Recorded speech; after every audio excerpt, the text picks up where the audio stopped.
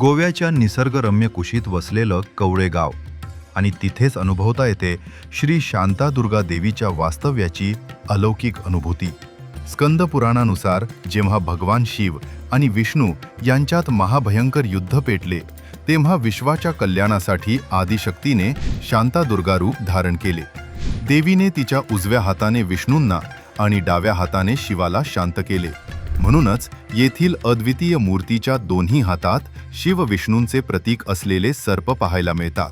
मूळ केरोशी येथे असलेले हे मंदिर पोर्तुगीज आक्रमणात नष्ट झाले, पण भक्तांनी श्रद्धेपोटी ही मूर्ती कवरे येथे सुरक्षित आणली. पुढे 1738 मध्ये छत्रपती शाहू महाराज आणि त्यांचे मंत्री नारोराम मंतरी यांच्या प्रयत्नांमुळे या देखण्या मंदिराची निर्मिती झाली.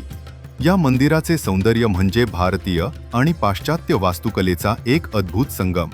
मंदिराचे घुमटाकार शिखर, उतरते छप्पर आणि रोमन पद्धतीच्या रंगीत काचांच्या खिडक्या डोळ्यांचे पारणे फेडतात. शेजारीच असलेले दीपस्तंभ, मोठा पाण्याचा तलाव आणि श्री सप्तकोटेश्वराचे छोटे मंदिर या परिसराचे पावित्र्य अधिकच वाढवतात. भक्तांना मनःशांती देणारे गोव्याच्या संस्कृतीचे वैभव म्हणजेच श्री शांतादुर्गा मंदिर.